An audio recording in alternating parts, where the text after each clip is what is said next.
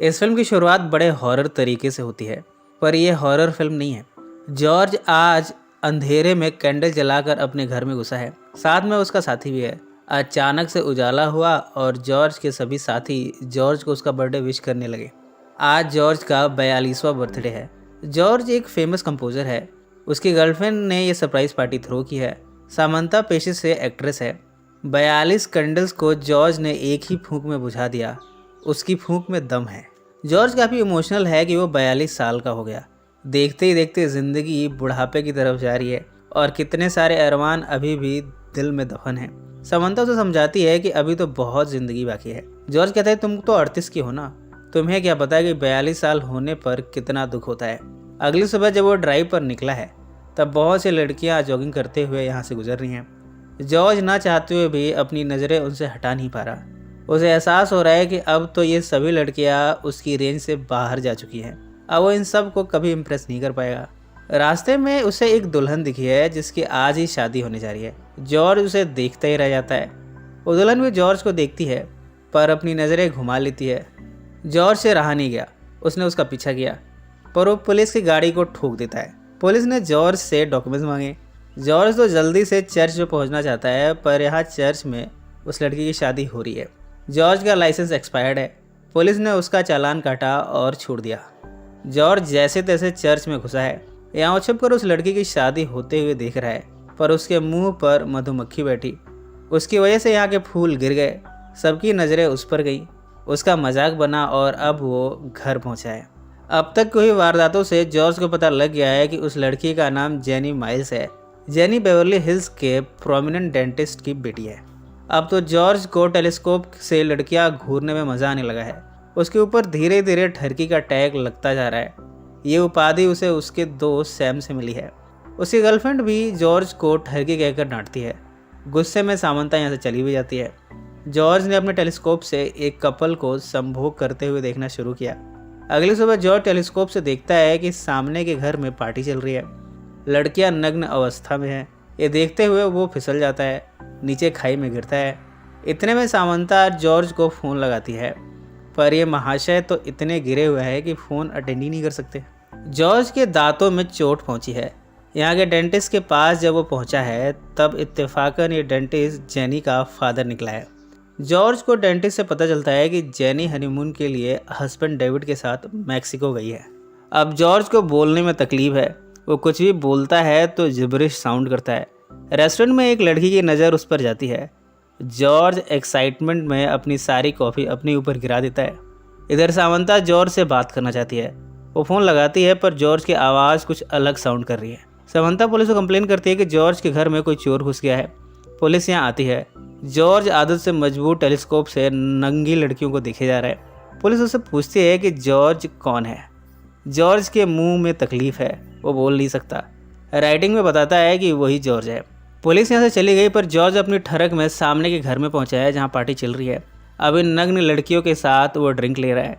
उधर सामंता जॉर्ज के घर पहुंची है और जॉर्ज के टेलीस्कोप से देखती है कि जॉर्ज ये गुल खिला रहा है। जॉर्ज भी यहाँ के टेलीस्कोप से सामंता को देख लेता है।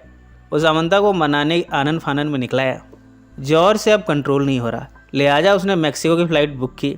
फ़्लाइट पकड़ी भी और अब वो मैक्सिको पहुंचा है। कार ने उसे हिलाते डुलाते हुए होटल तक पहुंचा ही दिया। उसके साथ एक से बढ़कर एक एडवेंचर होते जा रहे हैं। उसने कुछ ज़्यादा ही पी रखी है। होटल में परंपरा के तौर पर उसे अनानास दिया गया है वेलकम करने के लिए। जॉर्ज इस अनानास को लिए अपनी रूम की तरफ चला। बेड पर वो लेट गया और बेहोश हो गया। यहाँ का स्टाफ उससे परेशान है। सामंता जॉर्ज से बात करने की कोशिश करती है पर जॉर्ज यहाँ हो तब तो बात हो। इधर रात के समय जॉर्ज पहुँचा है यहाँ के एक बार में। यहाँ उसकी मुलाकात मैरी से हुई है। मैरी उस दिन पार्टी में मौजूद थी जब जॉर्ज वहाँ गया था। इसके बाद दोनों में यहाँ बातचीत शुरू होती है। दोनों ओवर ड्रिंकिंग करते हैं। नशे में दोनों हाई होते हैं और फिर रात भर धुआंधार संभोग करते हैं। जॉर्ज वैसे तो यहाँ जेनी को ढूंढने आया था पर उसे मैरी मिल गई। पर जॉर्ज की नज़रों से वो नज़ारा हट ही नहीं रहा जब उसने जेनी को पहली बार देखा था। उसने उम्मीद नहीं हारी है। अगले दिन आदत से मजबूर वो कुछ लड़कियों को नग्न अवस्था में देखकर एक्साइटेड होता है।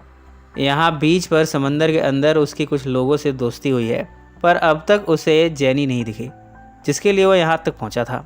जॉर्ज अपना अनानास लिए बीच दर बीच घूम रहा है। फाइनली उसे जेनी स्विम सूट में दिखी है। वो देखता है कि जेनी का हस्बैंड सब बोर्ड पर ही सो गया है। इधर जॉर्ज की नज़रें जेनी से हट नहीं रही, पर जॉर्ज को डिस्टर्ब करने वाले बहुत हैं। जॉर्ज यहाँ कल्पना में देखता है कि वो जेनी के साथ चुंबन क्रिया कर रहा है, उसके साथ डांस कर रहा है, उसके साथ संभोग कर रहा है। जॉर्ज को जेनी का हस्बैंड दिखा है जो कि डूब कर मर भी सकता है। जॉर्ज एक छोटी नाव हायर करने के लिए उसे बचाने जाता है। इस तरह उसने डेविड को बचा लिया। मीडिया ने इन सब को टीवी पर टेलीकास्ट कर दिया। जॉर्ज अब हीरो बन गया है। सैम अपने घर से जॉर्ज को टीवी पर देखता है। वो जॉर्ज से कांटेक्ट करने की कोशिश करता है पर बात नहीं हो पाती। समंता भी जॉर्ज को देखती है। उसे हैरानी हो रही है कि जॉर्ज मैक्सिको पहुंच गया है। इधर जॉर्ज के पीछे तो मीडिया वाले पड़ गए हैं। उसके हीरोपंती की तारीफें हो रही हैं। रात को जॉर्ज जब पियानो बजा रहा है तब उसे बार बार जेनी की याद आ रही है। डेविड इस समय हॉस्पिटल में है। सनबर्न की वजह से उसे एडमिट किया गया है। जॉर्ज जेनी के घर पहुंचा है। जेनी उसे अपने घर में इनवाइट करती है। वो भी अब जॉर्ज से इम्प्रेस्ड है। उसे खुशी है कि जॉर्ज जैसे हीरो ने उसके हस्बैंड की जान बचा ली। दोनों में धीरे धीरे दोस्ती बढ़ने लगी। साथ में दोनों यहाँ के रेस्टोरेंट में जाते हैं। डेविड तो हॉस्पिटल में है, जबकि जेनी और जॉर्ज साथ में बीच पर जाते हैं। एक साथ हाथ पकड़कर ये वॉक करते हैं। रात को डांस भी करते हैं। देर रात को दोनों होटल रूम में पहुंचते हैं।